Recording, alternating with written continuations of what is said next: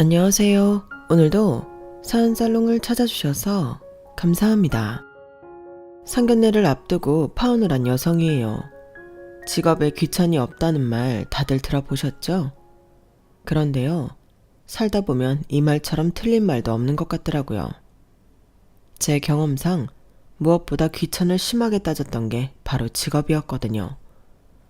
오죽하면 예전에 흥행했던 영화에서 네 아버지 뭐 하시노? 라는 대사가 유행을 했겠어요.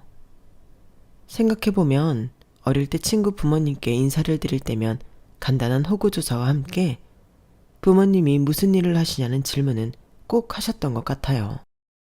부모님 직업을 통해 생활 수준을 가늠하느라 그러셨겠죠. 우리 애가 이 애랑 노는 게 득이 될지 아닐지를 판단하려고요. 그러니 직업이라는 건 단순히 먹고 사는 수단이 아니라 그 사람의 배경이 되고 차별의 기준이 되는 셈이에요. 왜 서두부터 직업 얘기를 이렇게 길게 하는지 대충은 감이 잡히시죠? 제가 바로 이놈의 직업 때문에 결혼을 앞두고 파혼을 하게 됐기 때문이에요. 생각하면 할수록 어이가 없고 화가 나서 이렇게 사연을 보내게 되었습니다. 요즘 한창 인기리에 방영 중인 작품 중에 폭삭 속았수다 라는 작품이 있잖아요. 거기 보면 아내밖에 모르는 애처가 남편이 나오는데요. 저는 그 드라마를 볼 때마다 저희 아빠가 떠오르곤 해요. 저희 아빠는 세상 둘째가라면 서러울 애처가시거든요. 사실 저희 아빠가 처음부터 그랬던 건 아니에요. 엄마 말로는 아빠는 연애 시절에도 그렇고 결혼한 이후에도 그렇고 경상도 특유의 무뚝뚝한 남자였대요. 그래서 연애를 할 때 이 사람이 진짜 나를 좋아하기는 하나? 라는 의구심이 들기도 했다더라고요. 일단 표현을 너무 안 하셨거든요. 문제는 애정 표현만 안 하신 게 아니라 다른 부분에 대해서도 표현을 안 하셨다는 거예요. 엄마도 아빠가 과묵한 남자인 건 결혼 전부터 잘 알고 있었기 때문에 그 부분에 대해서는 어느 정도 포기를 한 상태였지만 고부간의 갈등으로 힘들어하는 아내를 그저 묵묵히 보고만 있었다는 거에는 상당히 상처를 받았던 모양이에요. 아빠를 위해 희생을 감수한 엄마로서는 엄청난 배신감을 느낄 정도였죠. 그도 그럴 게 엄마가 아니었다면 아빠는 대학 공부도 마치지 못했던 상황이었거든요. 그 설명을 하자면 먼저 저희 부모님이 어떻게 만나게 됐는지 약간의 설명이 필요할 것 같네요. 엄마가 아빠를 처음 만난 건 고등학교 1학년 때였어요. 두 분은 고등학교 동창이시거든요. 부모님이 나오신 고등학교는 당시에 몇 안 되는 남녀공학이었어요. 게다가 남녀 합반이었죠. 중학교까지 부산에서 다니다가 고등학교 입학 전에 서울로 이사를 온 아빠는 아직은 서울살이가 낯선 상황이었어요. 친구도 없고 지리도 낯설었으니까요.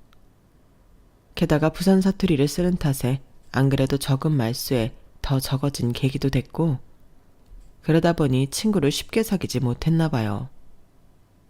그러던 어느 날 엄마는 늘 입을 꾹 다물고 있던 아빠가 부산 사투리로 말을 하는 걸 보게 되었대요. 반 친구들은 그런 아빠 말투를 놀려댔지만 이상하게도 엄마는 아빠의 사투리가 듣기 좋았다나 봐요. 푸른 소를 좋아하다 보니 벚꽃마저 좋아졌다는 어느 시인의 구절처럼 엄마는 아빠가 좋았기 때문에 아빠가 사용하는 부산 사투리마저도 좋았던 건지 모르겠지만요. 7살 때 피아노를 시작해 음대 피아노과를 목표로 삼고 있던 엄마는 성적은 중상위권 정도였는데 반면에 아빠는 전교 1, 2등을 다툴 정도로 공부를 잘했다나 봐요.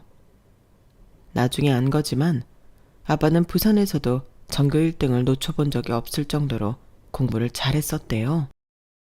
아빠는 서울대 법대를 목표로 삼고 있을 정도였으니 말 다 했죠 뭐. 당시 부모님이 다니던 고등학교는 잘 사는 동네와 못 사는 동네를 포함한 지역에 위치해 있어서 학생들의 빈부차가 심했었대요.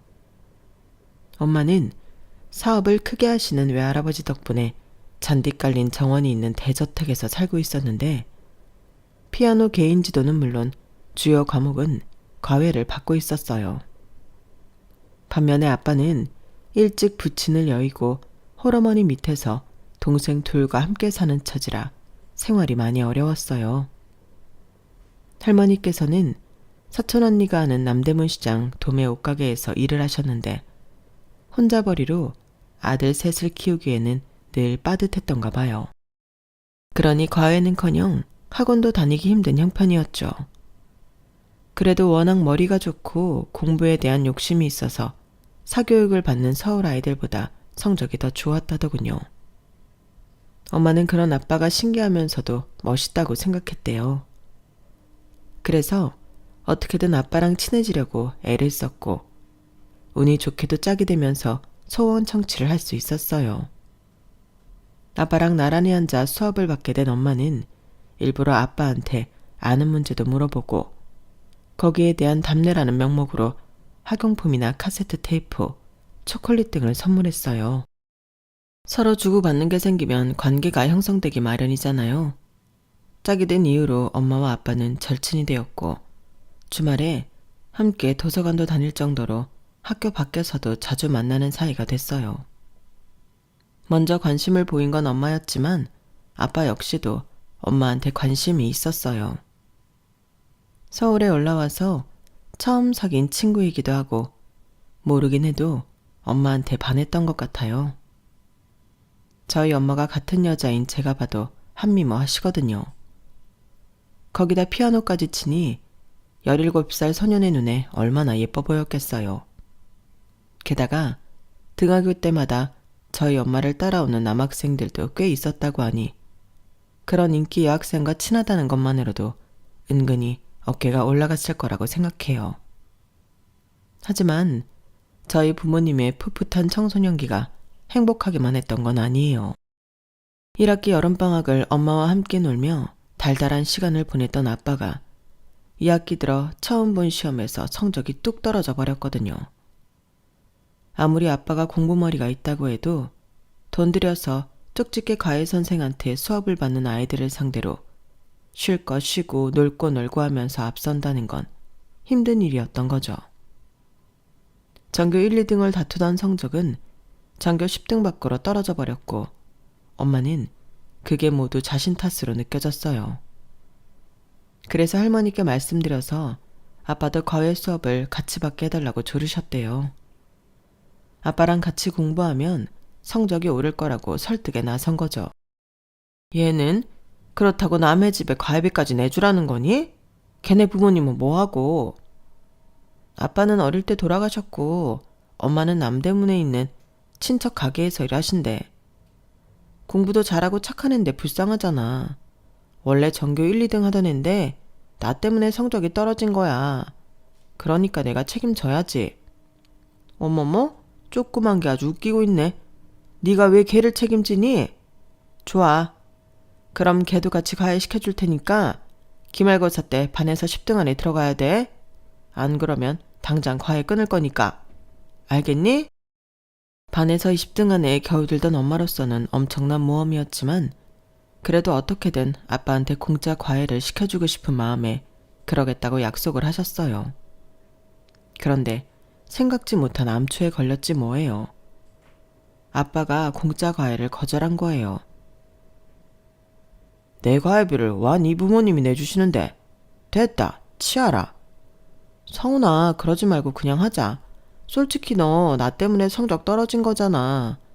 내가 툭하면 공부 그만하고 놀자 그러고 방학 동안에도 내내 너 공부도 못하게 불러내고 했잖아.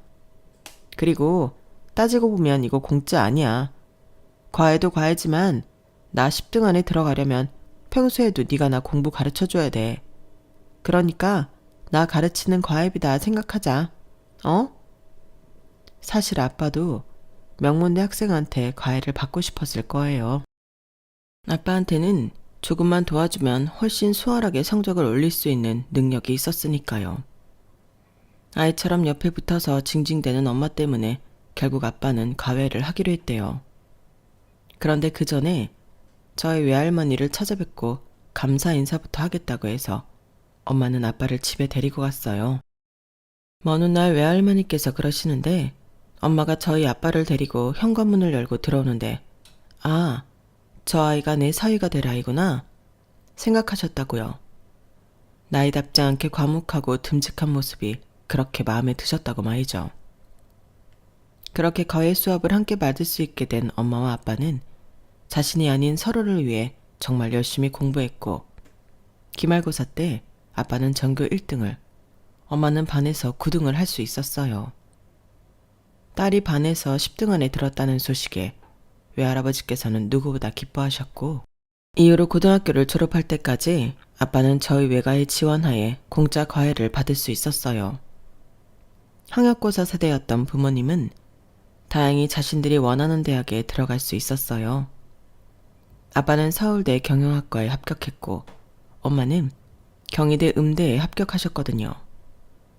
3년 내내 껌딱지처럼 붙어 다니다가 학교가 끝에서 끝으로 나눠지자 엄마는 한동안 분리불안을 느낄 정도로 전전긍긍 하셨어요.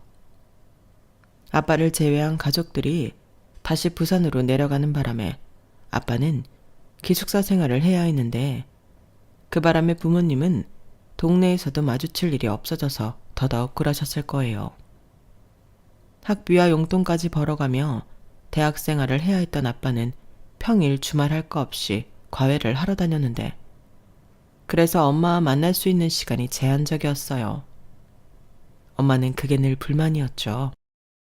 고등학교 2학년 말부터 몰래 사귀어오던 나름 연인이었는데 얼굴 볼 시간도 없으니 화가 날 만도 했죠. 엄마한테 손아래 형제나 자매라도 있었더라면 아빠를 과외 선생으로 불러들일 수 있었겠지만, 안타깝게도 엄마는 외동딸이었어요. 남자친구를 자주 볼 수 없다는 것 빼고는 세상 고민이 없던 엄마였는데, 대학교 1학년을 마치기도 전에 집안에 병고가 생기고 말았어요. 외할아버지께서 급성 심근경색으로 세상을 떠나셨거든요.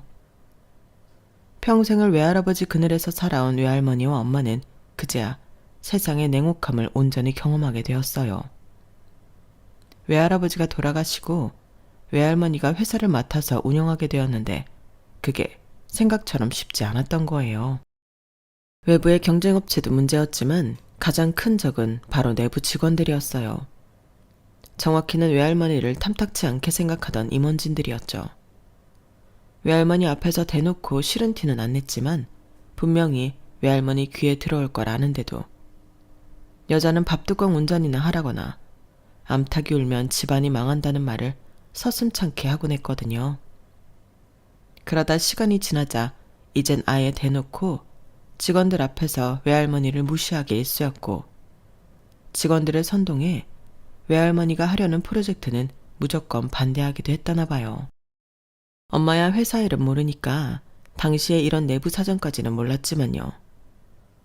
회사 대표를 공격하는 임원들 탓인지 아니면 외할머니가 경영 능력이 없어서 그랬는지 회사는 점점 더 어려워졌고, 그러다 엄마가 대학교 4학년이 되던 무렵 회사는 남의 손에 넘어가게 되었어요. 임원 중 하나가 경쟁사와 손을 잡고 일부러 회사를 망하게 만든 거였지만 구체적인 증거가 없어서 소송조차 할 수 없었다더군요. 그나마 저희 아빠가 나서서 관공서도 쫓아다니고 은행 담당자와 거래처 사장님들을 만나 일 처리를 한 덕에 살 집과 얼마간의 돈은 챙길 수 있었어요. 엄마 말이 그냥 회사 사람들한테만 맡겨두었다면 그마저도 다 날아갔을 거라고 하더군요. 잔디 정원이 있는 대저택에 살던 엄마와 외할머니는 엘리베이터도 없는 4층 빌라로 이사를 하게 되었어요. 그래도 다행인 건 엄마가 졸업 전에 취직이 돼서 생활비 걱정은 하지 않을 수 있었어요. 문제는 아빠가 학교를 그만둘 처지에 놓였다는 거예요. 고향에 내려가 식당 일을 하시던 할머니가 뺑소니 차량에 치여서 많이 다치셨는데 당장 수술할 돈이 없었어요. 어려운 형편에 이미 친척들한테 손을 내밀었던 게 한두 번이 아니라서 더는 도움을 받기 힘들었거든요. 그런데 참 대단한 건 그 소식을 듣고 저희 외할머니가 가지고 있던 보석을 처분해 그 돈을 대줬다는 거예요. 저희 외가도 망해서 형편이 어렵다는 걸 뻔히 아는 아빠는 차마 그 돈을 받지 못했어요. 그러자 외할머니께서 되려 호통을 치셨죠. 얼른 받아. 지금 체면 따질 때니? 일단 어머니부터 살리고 봐야 하잖아. 돈이야 나중에 네가 성공해서 갚으면 될 거 아니야. 너 그 정도 능력 있는 애잖아. 돈은 언제고 벌면 되지만 어머님은 당장 수술을 받지 않으시면 다시는 볼 수 없을지도 몰라. 난 그깟 보석 없어도 살아. 사실 회사도 망한 처지에 그런 걸 하고 다녀봐야 사람들이 비웃기만 할 거다. 그러니까 지금은 어머님 생각만 해. 알겠지?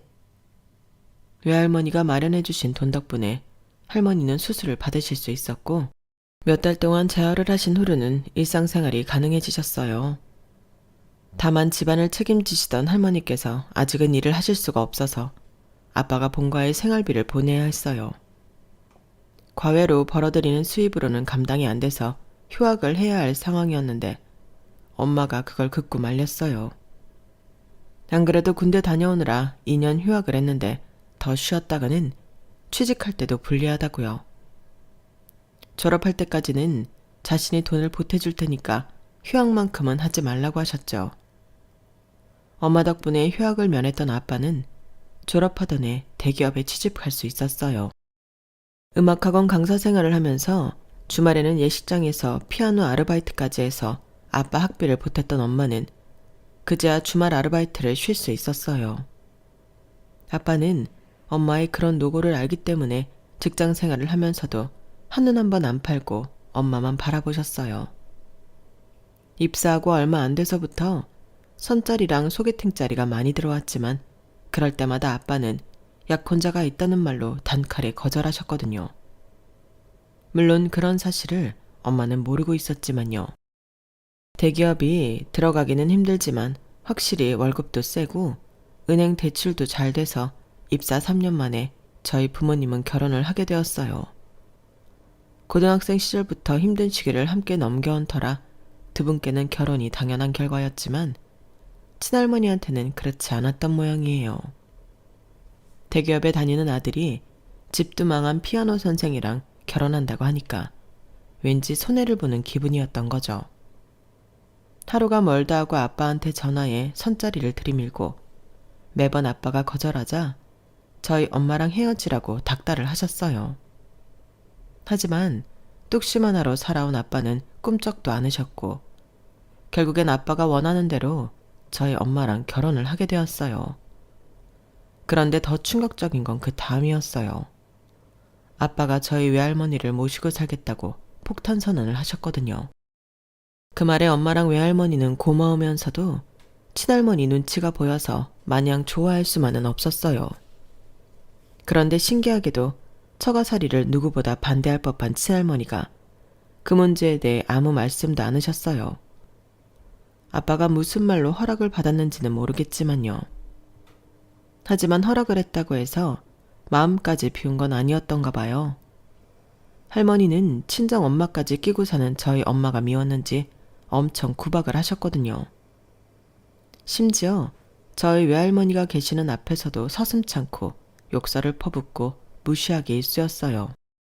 우리 아들이 전생에 무슨 죄를 지어서 그 좋은 혼처다 마다하고 너를 만나 이 고생인지 모르겠다.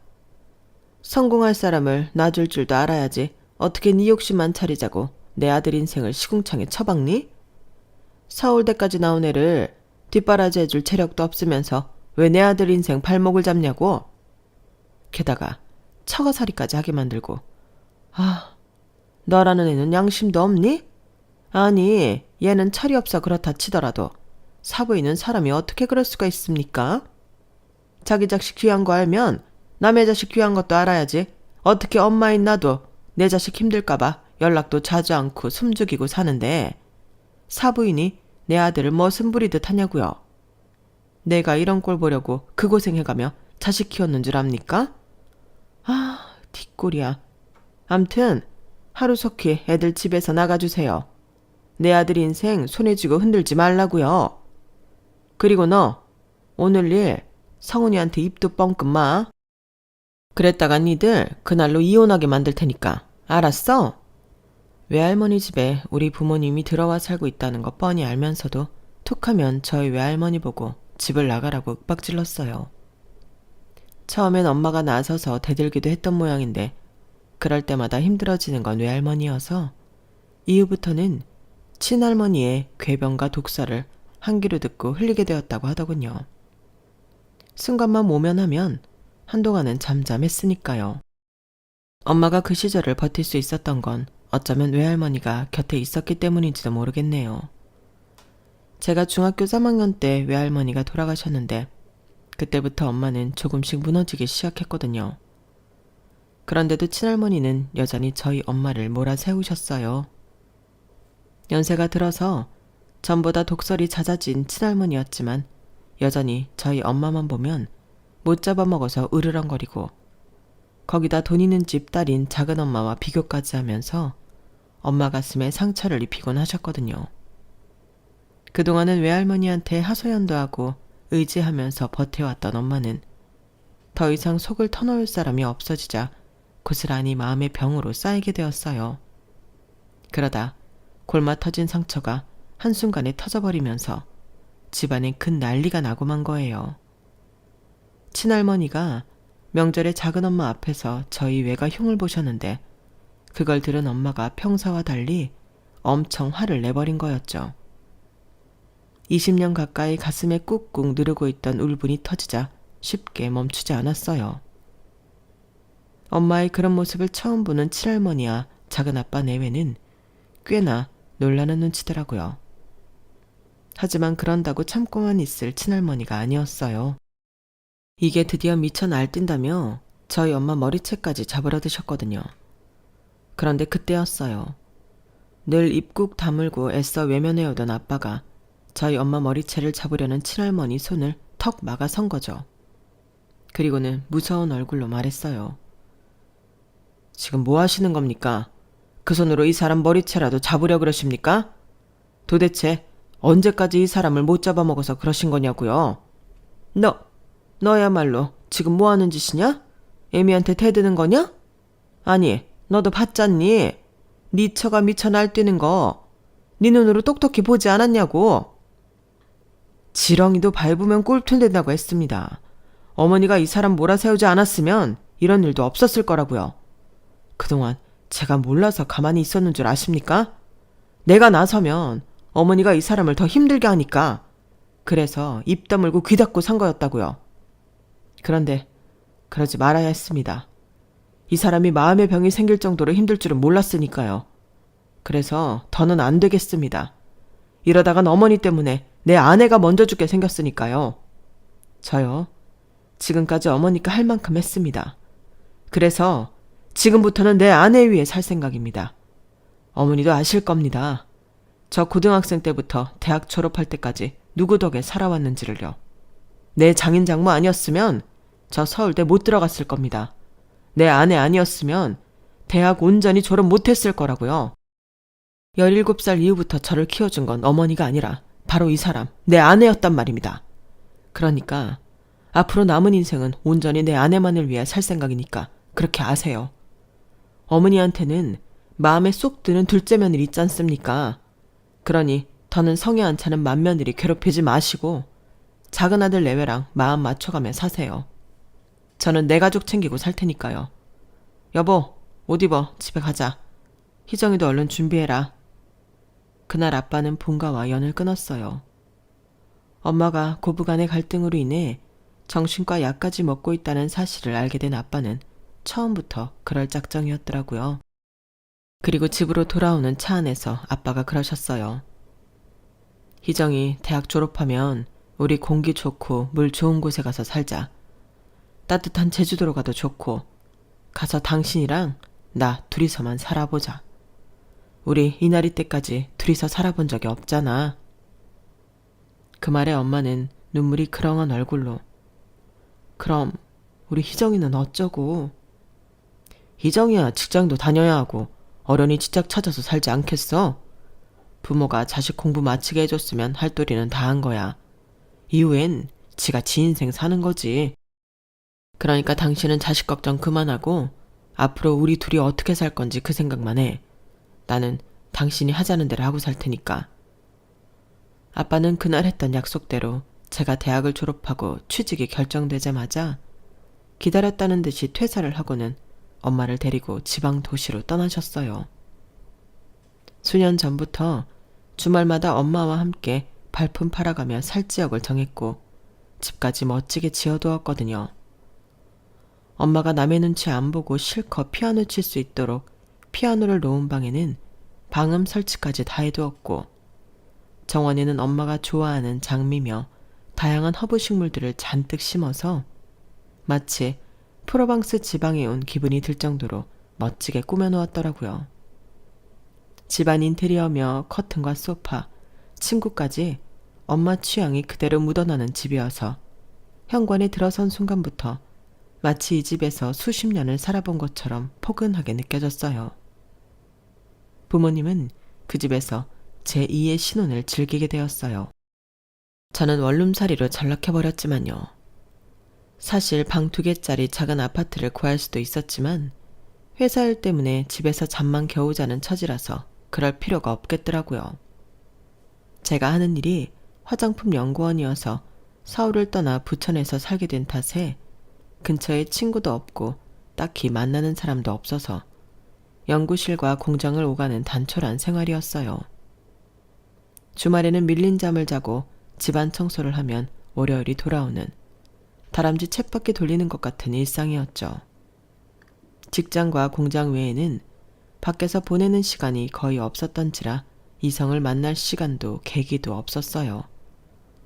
그러다 생각지도 못한 순간에 마음에 드는 남자를 만나게 된 거예요. 그날은 업체 직원들과 함께 공장에서 만나 포장 용기에 대한 의견 조율을 하는 날이었어요. 그런데 약속 시간이 1시간 지났는데도 업체 사람들이 나타나지 않지 뭐예요. 꼼짝없이 금요일에 연장 근무를 하게 될 판이었어요. 문제는 저와 함께 업체 사람들을 만나기로 한 선임 연구원이 아이 때문에 집에 가봐야 한다는 거였어요. 안 그래도 애가 아프다는 연락을 받고 반차까지 낸 상황이었던 선임은 회의에 참석했다가 중간에 빠지기로 했었는데 그마저도 업체 직원들의 지각 때문에 일이 틀어져 버린 거였죠. 결국 선임은 반차를 쓰기로 한 시간이 되자 바로 가버리셨고 저만 남아서 업체 직원을 기다렸어요. 그런데 업체 직원들이 지각까지 한 주제에 사과는 하는 둥 마는 둥 하더니 저희 쪽 선임 연구원이 돌아가 버린 거에 대해 트집을 잡지 뭐예요. 이런 식이면 같이 일 못한다고 갑질을 어찌나 해대는지 꾹 참으려던 저도 폭발하고 말았죠. 그렇게 따지면 저희야말로 그쪽이랑 일 못하겠네요. 1시간 반이나 늦을 거라면 애초에 시간 약속을 하지 말았어야죠. 수요일 미팅도 금요일로 미룬 거 그쪽에서 원해서 그렇게 된 건데 시간 엄수까지 못하시면 이건 일을 안 하겠다는 거랑 뭐가 달라요? 선임은 약속한 시간이 지나도록 공장에 남아 있었습니다. 늦은 건 그쪽이라고요. 그러니까 잘못은 저희 쪽 선임이 아니라 그쪽이라는 얘기입니다. 오늘 일은 저희도 그냥 넘어가지 않을 거라고요. 당시 저는 연차도 얼마 안 되는 햇병아리 연구원이었지만 그래도 아닌 건 아니라는 생각에 강수를 두었어요. 그랬더니 상대쪽 남자 대리가 나서서 먼저 사과를 하더군요. 결국 그날 업무는 제대로 마치지 못한 채 끝이 나버렸지만 그렇다고 소득이 없었던 건 아니었어요. 그날 일로 인해 얼마 뒤 저는 업체 쪽 대리와 만남을 갖게 되었거든요. 화장품 성분과 용기 문제로 자주 연락을 주고받다 보니 직접 대면할 기회도 많았고 함께 공장에서 먼지 뒤집어 쓰고 야근을 하면서 많이 친해졌거든요. 사는 곳도 저희 집과 가까워서 주말엔 같이 마트로 장을 보러 가기도 하고 1인분은 안 파는 식당엔 둘이 함께 다니기도 했어요. 그러다 보니 스리슬쩍 연인으로 발전하게 되었고요. 남자친구는 영국에서 유학생활을 했는데 그때 음식 때문에 많이 힘들었던 모양이었어요. 그래서 직접 재료를 사다가 만들어 먹기 시작했는데 그러다 보니 요리에 취미가 생겼다고 하더군요. 그래서 사귀기 시작하면서부터는 퇴근 후에 만나서 함께 저녁을 만들어 먹곤 했어요. 요리를 잘 못하는 저로서는 재료를 다듬거나 설거지를 하는 정도였지만요. 그렇게 2년 넘게 연애를 하면서 이 사람이랑 결혼을 하면 어떨까 하는 생각을 종종 해보곤 했어요. 무뚝뚝한 저희 아빠와 달리 애교도 많고 집안 살림도 잘 도와줄 것 같은 가정적인 남자라서 더 끌렸는지도 모르겠네요. 저와는 7살 차이는 났지만 같이 있을 때 세대 차이가 난다거나 하는 건 없었어요.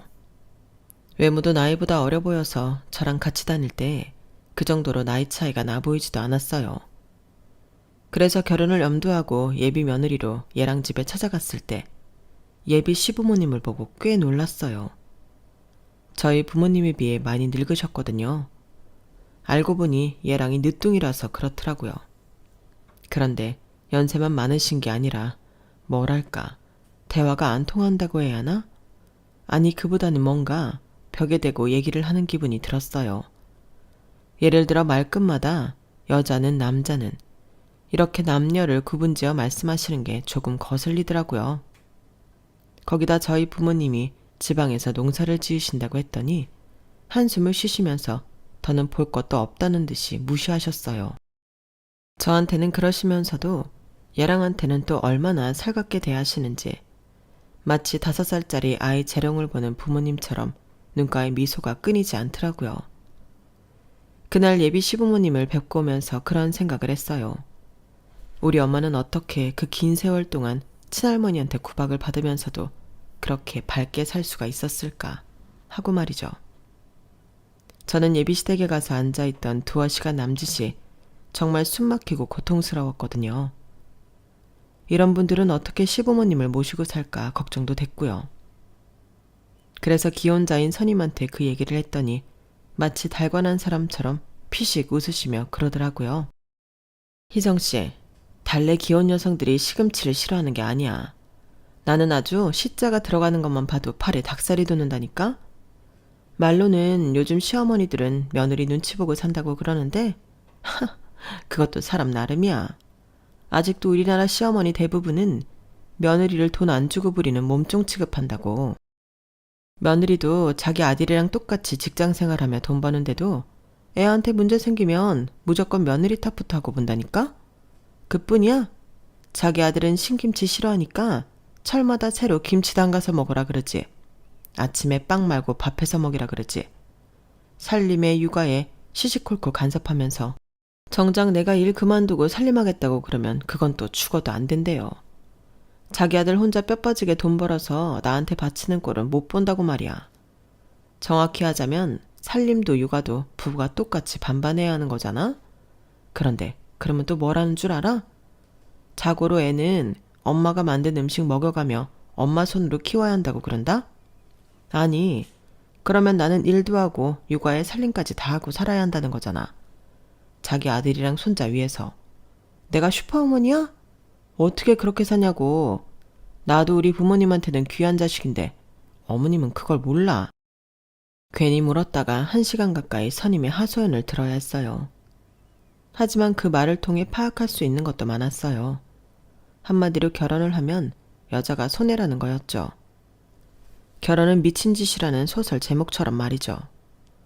그런데 저희 부모님을 보면 꼭 그렇지만도 않은 것 같았어요. 물론 20년 가까이 힘든 시간은 있었지만 본가와 연을 끊은 이후 부모님의 모습을 자식이 아닌 한 인간으로서도 무척이나 부럽게 느껴졌거든요. 세상 모든 사람들한테 무뚝뚝하기만 한 아빠가 엄마 앞에서는 잘 훈련된 진돗개처럼 주인한테 애정을 갈구하며 충성하는 모습이 말이에요. 엄마는 또 그런 아빠를 보면서 눈에서 꿀을 뚝뚝 흘리는데 30년 가까이 산 부부가 어쩜 이렇게 달달할 수 있을까 싶을 정도였죠. 그래서 진정한 행복은 시련을 이겨낸 자만이 얻을 수 있는 거라는 결론에 이르렀어요. 그래서 당장은 힘들지 몰라도 이 시간들을 이겨내면 저 역시 저희 부모님처럼 진정한 행복을 만끽할 수 있을 거라고 말이죠. 그래서 내키지 않는 예비 시부모님이었지만 어떻게든 잘 보이려고 노력을 했어요. 쉬는 날 예비 시어머니를 모시고 뮤지컬도 보러 다니고 백화점에 들러 아버님이 좋아하시는 한과 세트와 화과자도 수시로 사다 드렸어요. 그런데 사람 마음이 모두 내 마음 같지 않더라고요. 제가 호의를 베푸는 만큼 예비 시부모님이 제게 마음을 열어주시는 게 아니라 그냥 당연하게 받아들이시는 것 같더라고요. 아들 가진 부모의 유세가 이런 거구나 싶을 정도로요. 이런 대접을 받으면서도 제가 이 결혼에 대해 미련을 버리지 못했던 건 얘랑이 저만큼이나 제 부모님을 잘 챙겼기 때문이었어요. 왕복 5시간도 넘는 거리를 운전해서 저희 부모님을 찾아뵈러 가는 수고를 마다하지 않을 뿐더러 세상 무뚝뚝하고 까칠한 저희 아빠한테 잘 보이려고 무지 노력하는 게 보였거든요. 거기다 수시로 저희 엄마한테 어울릴 것 같아서 샀다며 헤어핀부터 스카프, 향수에 립스틱까지 선물을 사들고 오는 모습도 참 예뻐 보였어요. 그래서 나도 엄마처럼 남편 하나 믿고 참아보자 결심했죠. 그런데 딴 건 참아도 내 부모를 건드리는 건 도저히 못 참겠더라고요.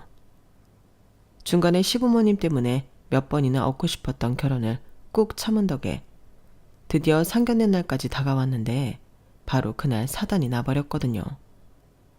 얘랑 부모님이 갑자기 상견례 날짜를 바꾸시는 바람에 태국 여행 중이던 여의 부모님은 부랴부랴 한국으로 돌아오셔야 했어요. 엄마는 다행히 입을 옷이랑 구두가 있었지만 아빠는 양복을 집에서 가져와야 해서 상견례 당일 엄마와 저만 먼저 약속 장소로 향했어요. 아빠는 집에 들렀다가 바로 오신다고 했고요. 약속 시간보다 30분가량 일찍 도착했는데 가보니 얘랑과 예비 시부모님이 벌써 와 계시더라고요. 조금 당황하긴 했지만 엄마가 전후 사정을 말씀드리고 아빠는 시간에 맞춰 도착하실 것 같다고 양해를 구했어요. 그런데 예비 시어머니께서 저희 엄마를 위아래로 훑어보시더니 키득키득 웃으며 그러시는 거예요. 농사 짓는 사람 아니랄까봐 얼굴이 아주 까마귀 사촌해도 되겠네. 이건 뭐 혼잣말도 아니고 대놓고 들으라는 식으로 다 들리게 말을 하는데 정말 어이가 없었어요. 그 바람에 저희 엄마는 얼굴이 붉어졌고 그랬더니 예비 시아버지까지 나서서 그러시는 거예요. 아이고, 사부인 얼굴 터지겠습니다. 아주 불타는 고구마 같아요. 그 말에 예비 시어머니는 마시고 있던 물을 테이블에 뿜어버렸고 예비 시아버지와 얘랑까지 깔깔대고 웃었어요. 그 모습에 얘랑이 얼마나 미웠나 몰라요. 자기가 나서서 그러지 마시라고 해도 모자랄 판에 같이 우리 엄마를 놀려대는 꼴 같았거든요. 한참을 웃고 난 예비 시어머니는 혀를 차더니 그러시더군요. 이거야 원, 이래서야 어디 혼사를 진행할 수 있겠습니까? 양가 수준이 맞아야 결혼을 시키죠. 내 아들이 어떤 아들인데 시골에서 농사나 짓는 집 딸내미랑 짝을 지어줘야 하다니 이거 우리가 너무 손해 아닌가요? 이래 봬도 우리 집 양반이 대기업 출신인데 창피해서 어디 남한테 며느리 소개나 할 수 있겠냐고요. 우리 기석이가 고집을 부려서 이 자리까지 나오긴 했지만 솔직히 나는요 되게 딸이 탐탁치 않아요. 옛날에야 며느리는 없는 집 여자를 데려오라고 했지만 요즘은 그게 어디 그런가요? 할 수만 있다면 처가 덕 보고 사는 게 좋은 거 아니겠냐고요. 그런데 농사꾼 딸내미를 집에 들여서 우리가 얻는 게 뭐 있겠습니까? 내 아들한테 뭔 이득이 있겠냐고요. 물론 그쪽이야 우리처럼 있는 집이랑 사돈 맺는 게 소원일 테니 쌍수 들고 환영일 테지만 말이에요. 그런데 그 말이 끝나기도 전에 아빠가 룸 문을 열고 들어오셨어요. 대기업 임원으로 일하시던 그때 모습 그대로 멋진 양복 차림으로 말이죠. 다른 게 있다면 엄마처럼 피부가 많이 탔다는 정도였어요. 아빠는 이미 문 밖에서 예비 시어머니 얘기를 다 듣고 오셨는지 표정이 좋지 않았어요. 그래도 애써 예의를 차리려고 정중하게 인사부터 하셨죠. 늦어서 죄송합니다. 상견례 날짜가 바뀌었다는 연락을 받고 급하게 귀국하느라 늦었습니다. 이럴 줄 모르고 동남아 땡볕 아래서 골프 쳤더니 태닝이 좀 과하게 됐지 뭡니까? 양해 부탁드립니다. 그런데 혹시 땡땡화학 이전무님 아니십니까? 저 기억하시겠어요? 땡땡건설 장성훈입니다. 아빠가 신분을 밝히자 예비 시아버지는 눈알이 빠질 것처럼 커졌어요. 그리고는 벌떡 일어나 꾸벅 인사를 하시더군요. 아이고, 땡땡건설 장 이사님이 그럼 희정이 아버님이셨습니까? 희정이 말로는 지방에서 농사를 지으신다고? 네, 회사를 나와서 현재는 유기농 채소 유통업체를 운영하고 있습니다. 농사도 짓고 있고요. 그런데 이 전무님은 퇴사하신 지 꽤 되신 걸로 아는데 무슨 일을 하는지 여쭤봐도 될까요? 저야 불러주는 데도 없고 고양이나 키우면서 지내고 있습니다. 예비 시아버지는 얼굴을 붉히며 말을 얼버무렸어요. 그러자 이런 상황이 내키지 않았던 예비 시어머니가 저분이 뭔데 당신이 나이도 어린 사돈 앞에서 설설 키냐고 기분 나쁜 티를 대며 말씀하셨고, 아버님이 인상을 팍 쓰며 그러셨어요. 이 사람이 기억 안 나? 내가 누명 쓰고 회사에서 쫓겨날 뻔했을 때 도와주신 땡땡건설 이사님. 이분 아니었으면 나 누명까지 쓰고 소송까지 당했을 거라고. 나보다 아래 연배지만 그래도 우리한테는 은인이니 깍듯하게 굴어.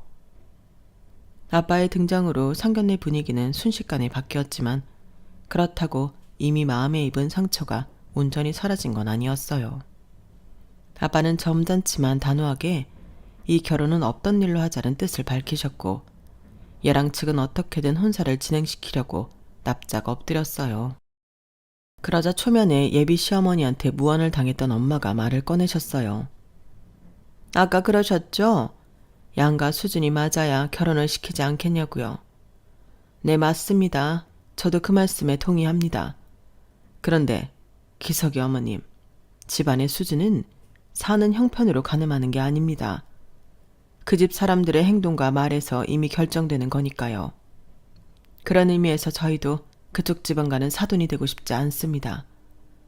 기석이 어머님한테 기석이가 귀한 자식이듯 저희 부부한테도 우리 희정이는 아주 귀한 자식이거든요. 그래서 사람을 함부로 대하는 집에는 절대 보내고 싶지 않아요. 그럼 더 시간 낭비할 거 없이 먼저 일어나겠습니다. 얼른 가서 밭에 걸음을 줘야 하거든요.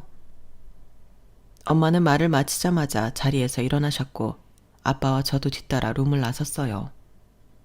예랑은 마려운 강아지처럼 저를 졸졸 따라오며 한 번만 더 기회를 달라고 징징거렸지만 이미 마음이 뜬 저는 그러고 싶지 않았어요. 그렇게 제 결혼은 상견례 자리에서 파투가 나고 말았어요. 사는 곳과 직업으로 사람을 판단했던 예랑의 부모님이 자식 결혼이 파투가 났다고 해서 자신들의 성향이 가치관이 바뀌거나 하지는 않을 거예요. 그저 혼사를 깬 저희 집을 원망하실 뿐이겠죠. 이번 일을 계기로 저는 참고 버티는 것도 그럴 만한 가치가 있는 사람들한테나 해야 한다는 걸 배울 수 있었어요. 비록 2년간의 연애는 파혼이라는 결말을 맞았지만 그래도 앞으로 살아갈 제 인생이 진흙탕에 빠지지 않은 걸 감사해야겠죠? 지금까지 제 사연을 들어주셔서 감사합니다. 들어주신 분들 모두 소중한 인연들과 행복하시고 건강하세요. 여러분, 사연 댓글에 응원과 현명한 조언 부탁드려요. 좋아요와 구독은 저에게 큰 힘이 됩니다. 오늘도 좋은 일 가득하세요.